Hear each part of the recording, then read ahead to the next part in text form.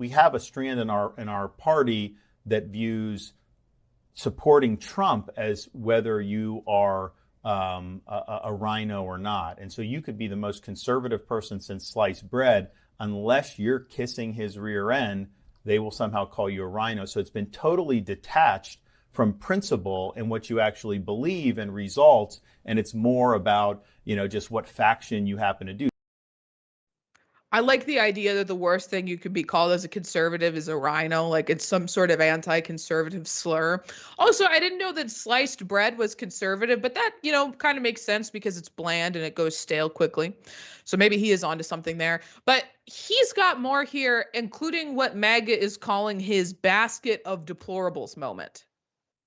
So there'll be people who are huge Trump supporters, like in Congress, who have like incredibly liberal left-wing records that's really just atrocious, and yet they're viewed as by some of these folks as like really, really good. Then you have other people, like a Congressman Chip Roy, who's endorsed me, Congressman Thomas Massey. These guys have records of principle fighting the swamp that are second to none, and yet they will be attacked by some of these people and called RINOs. So it's just been totally detached from any type of substance, and ultimately a movement can't be about the personality of one individual. The movement has got to be about what are you trying to achieve on behalf of the American people, and that's got to be based in principle. Because if you're not rooted in principle, if all we are is listless vessels that's just supposed to follow, whatever happens to come down the pike on Truth Social every morning, that's not going to be a durable movement. Well, then maybe you shouldn't be a member of the Republican Party if that's not the base that you want to appeal to. And I'll just say that DeSantis didn't have any issues with the Republican cult of the Trump cult of the Republican Party when he was, as Trump described, crying on the phone, begging Donald Trump for an endorsement for his gubernatorial election the first time around. And I mean, let's be honest, the only reason that he won that election was because there was a drug sex scandal with the Democratic candidate and because he got that Donald Trump endorsement. Jessica, we've been discussing how deeply in Trump's pocket as members of the cult, the Republican Party is. What kind of political motivation would DeSantis have to attack that base? I don't know if it's a political motivation or if it's the small boy that is within Ron DeSantis that is upset that he is being called a name and that he isn't as popular as the other guy that's calling him the mean name. And so the response is, I think you make the accurate comparison, the kind of thing that Hillary Clinton did, where it's support the establishment or else you're a deplorable. Support the political establishment or else you're a listless vessel. He was not someone who was giving a message of populism in any possible way. He wasn't governing as a populist for the benefit of working people. We saw insurance premiums go up, 102 or 206, I think the accurate figure is, percent under DeSantis. We saw farmers insurance leave the state, all the while he's suing Disney and Anheuser-Busch for speaking out against his don't say gay policy, which, by the way, is the kind of political agenda that would lead to overturning Citizens United. And I'm positive that his donors were not happy about that kind of message, questioning corporate personhood that is used for the very campaign dollars that fuel his campaign. That's probably why he's had this major switch up of, you know what, I wish we could move on from the Disney thing, because his donors rely on that exact ruling by the Supreme Court that this kind of policy would call into question if they can't make certain statements within their political free speech with their actions, and instead the governor of Florida should tell them what to do and say. So DeSantis is in this crazy position where him actually being a listless vessel for corporate lobbyists has gotten him into this position. Now he's so frustrated with it that he's calling the people who refuse to support him listless vessels. This is literally his Hillary Clinton deplorables moment. Right. I think that listless vessel is a pretty good descriptor for Ron DeSantis himself. And you're exactly right. His pathetic reversal on his position on the Disney lawsuit to now just be like, I don't want to do it anymore. Can you please stop? I don't like this. I want it just to be dropped. Forget about it. Forget I ever said anything. It's so absolutely absurd.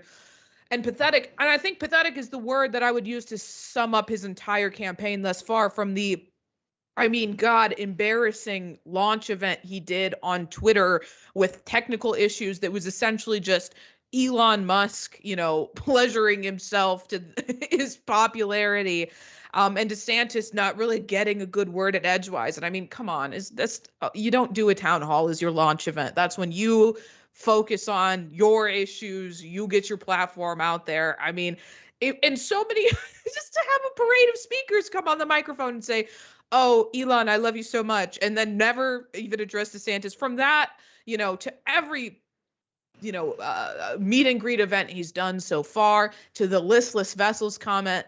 I mean, and it's no surprise that the person running his campaign manager, has never run any campaign ever before. It is a giant disaster. And of course, nobody wants Ron DeSantis to be the candidate for the Republican Party, but there's really nobody in the Republican Party who I think that we would say we do want the candidate to be. But back to his jabs against Trump, because the Trump administration is jabbing back. Now, MAGA Inc. spokesperson Caroline Leavitt said this in a statement: Ron DeSantis must immediately apologize. I'm sorry, I'm going to take a second. This is so childish. This is so childish to be like, Trump supporters are listless vessels, and then for Trump's campaign to be like, oh, you must apologize. This is so, like, I'm sorry. Donald Trump stood on the debate stage next to Ted Cruz, said that his wife was so ugly that nobody would ever want to sleep with her, never apologized, and then had Ted Cruz phone banking for him. But the idea that they're so offended by this statement. And you know what? I wouldn't even be surprised if Ron DeSantis did apologize, because that's how absolutely pathetic he is. But let's bring the statement back up and I'll read the rest of it. To Hillary Clinton, Trump supporters are deplorables. To Ron DeSantis, they are listless vessels. The truth is, Trump supporters are patriots. A patriot is what you are when you storm the American Capitol and try to overturn the results of a Democratic election. But I'll continue. Ron DeSantis is showing his true colors. The pressure of polling in third place is getting to DeSantis, and now he is lashing out at the very same voters who got him elected governor. DeSantis must immediately apologize for his disgraceful insult. Now, there is like a speck of truth in there, because it was Trump supporters that got DeSantis elected. Of course, when you're running in a primary against the man that they actually support, Donald Trump, you have to find a way to distinguish yourself from him, stand out as a candidate, but you can't do it in a way that offends that base of supporters, because you still need their votes. It was really a self-fulfilling prophecy. I mean, when the Republican Party accepted the Trump doctrine as their entire platform, that's their whole party, we're going to cater to the Trump base no matter what, they all shot themselves in the foot for moments like these. And DeSantis spokesperson did respond to this little cat fight that's going on. Brian Griffin tweeted this out.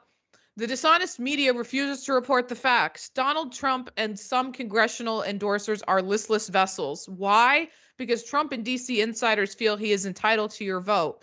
Ron DeSantis believes your trust should be earned and has the vision, plan, and record to beat Joe Biden and reverse the decline of our country. That's why Ron DeSantis will be showing up on Wednesday night to debate, and Donald Trump will not. Not that I think the Trump supporters care much about it. And again, it's the same thing we were saying before the show.